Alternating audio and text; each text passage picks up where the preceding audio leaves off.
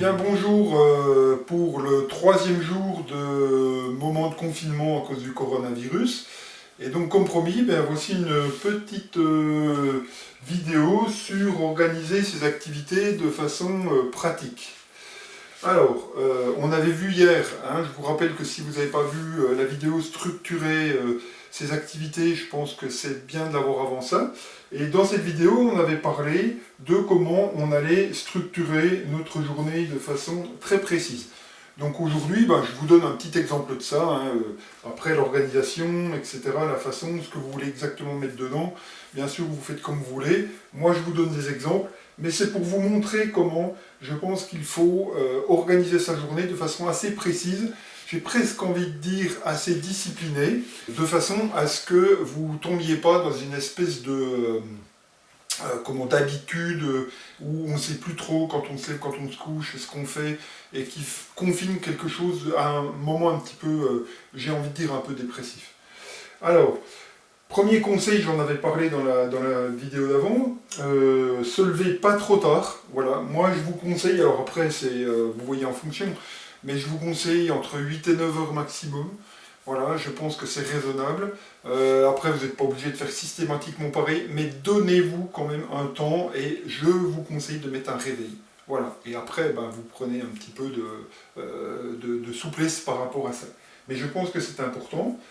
Faire quelques étirements, j'en dirai pas beaucoup plus, je ne suis pas prof de sport, donc vous pouvez aller voir sur des vidéos forcément très bien faites par des gens qui sont profs, mais en tout cas, voilà, réveillez votre corps, commencez à dynamiser votre journée par ça. Ça peut être aussi, j'en ai pas parlé de façon précise ici parce que chacun a ses habitudes, mais ça peut être aussi le temps évidemment d'une toilette, d'une douche, etc. Quelque chose un petit peu dynamique et qui fasse que votre journée commence. Et c'est aussi une indication à donner à votre corps, à votre esprit et à votre corps. Il y a une espèce de petit rituel, par exemple, de douche le matin, et vous savez que là, la journée est partie et que vous y allez. Le petit déjeuner, profitez-en. On n'a pas tous toujours la possibilité de faire un petit déjeuner qui soit, où on ait le temps, qui soit sympa. Là, profitez-en. Je vous donnerai des exemples de comment on peut faire les choses de façon encore plus agréable que d'habitude dans probablement d'autres petites vidéos. Voilà. Ensuite, et là vous voyez, il y a une scansion, j'ai envie de dire, il y a des heures, ça peut paraître un peu ridicule, ça peut paraître un petit peu scolaire, mais je vous assure que ce sera infiniment plus facile de dynamiser votre journée de cette façon-là.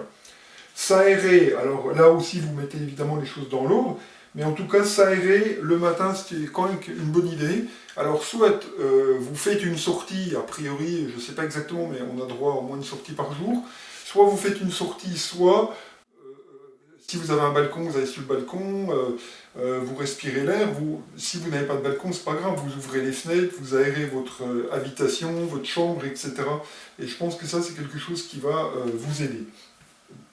Ensuite, pourquoi pas, écouter de la radio, lire, écouter de la musique, la radio, voilà, les informations. Faites attention de ne pas aller sur des chaînes trop alarmistes, voilà, parce que je crois que c'est pas une bonne chose. On a suffisamment de stress qui est généré par la situation pour ne pas s'en remettre.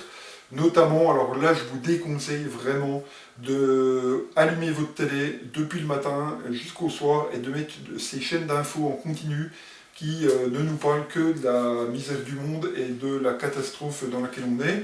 Je crois qu'il faut quand même savoir relativiser les choses, c'est sérieux, et en même temps il faut continuer de vivre, et la vie va continuer après. Voilà.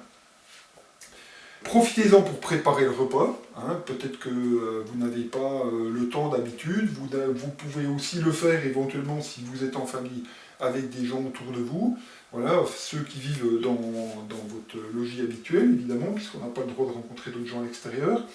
Ensuite le déjeuner, et là vous voyez c'est pareil, essayez de vous tenir à des horaires quand même si c'est des horaires entre guillemets de vacances, que c'est plus 13 heures que midi, essayez de vous tenir à quelque chose de relativement régulier. Ensuite, ça pourrait être faire des courses, là aussi, on a le droit, en remplissant un petit document, d'aller faire une course, d'aller rendre visite à une personne âgée, quelqu'un en difficulté, etc. C'est aussi une façon de vous sortir un petit peu de chez vous. Pratiquer une activité physique, ça peut être soit à l'extérieur, soit aussi chez vous. Et n'hésitez pas de le faire, parce que je pense que, évidemment, votre esprit a besoin de s'aérer, mais votre corps a aussi besoin de continuer à être dans une activité. C'est même peut-être l'occasion de le faire systématiquement 1 à 2 fois par jour, alors que d'habitude vous ne le faites pas parce que vous n'avez pas le temps. Je vous rappelle que pour la dépression, une des préconisations majeures, c'est de faire de l'activité physique. Sans nul doute, cette situation de confinement nous emmène vers quelque chose qui est un peu bas dans l'énergie, et ça c'est extrêmement important d'y veiller, et donc faites une activité physique.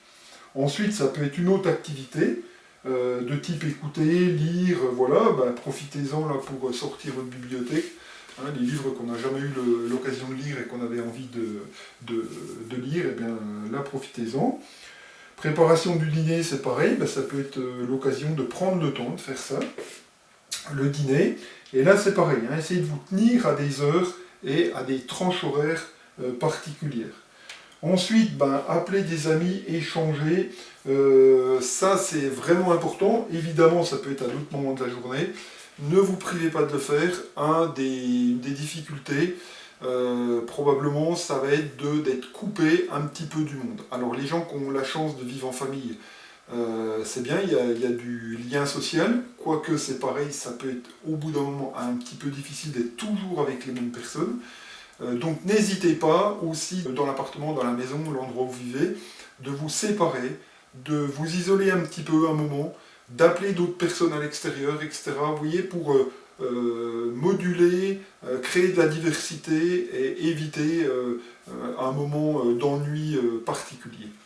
Ensuite, c'est pas interdit de regarder la télé, de regarder une vidéo, de regarder des séries. Clairement, moi ce que je vous déconseille de faire, c'est de commencer à 9 h le matin et puis de passer votre journée devant des séries télé. Elles sont toutes mieux faites les unes que les autres. Évidemment, on pourrait faire ça. Au niveau dynamique, au niveau de votre esprit et de votre corps, je crois vraiment que c'est pas une bonne chose. Le soir, il n'y a aucun souci. Si vous voulez prendre un temps pour regarder un bon film, regarder une série, etc., faites-le, mais encore une fois, je pense que le maître mot de tout ça, c'est faites-le en conscience. Et soyez au clair avec le moment où vous le faites, le début et la fin, et ce dans quoi vous êtes, et essayez d'être complètement dans ce que vous êtes en train de faire. Là, on regarde la vidéo, on n'est pas en train de manger des chips, on est en train de manger, on n'est pas en train de regarder un truc sur la télé, voilà. Mais ça, j'en parlerai dans d'autres vidéos derrière. Enfin, évidemment, vous couchez pas trop tard, voilà. Évitez cet effet faux rythme qui risque de s'installer, où on se lève de plus en plus tard, on se couche de plus en plus tard. C'est pas très bon pour votre organisme. Ce ne sera pas bon pour la reprise, parce qu'un jour ou l'autre on sortira du confinement. Ça risque d'être un petit peu long, donc méfiez-vous de ne pas vous créer des difficultés après par rapport à ça. Voilà, c'est une proposition. Vraiment, ce qu'il faut entendre, c'est faites attention à suffisamment organiser et séparer vos activités avec des heures et des moments particuliers. Et n'écoutez pas trop votre esprit qui dit je le ferai après. C'est pour ça que c'est bien de vous l'écrire. Ça paraît un petit peu scolaire. Et je vois comment des gens, de mes patients par exemple, peuvent être très aidés par ce genre d'organisation. Voilà, je vous remercie et je vous souhaite bonne journée et à bientôt. Au revoir.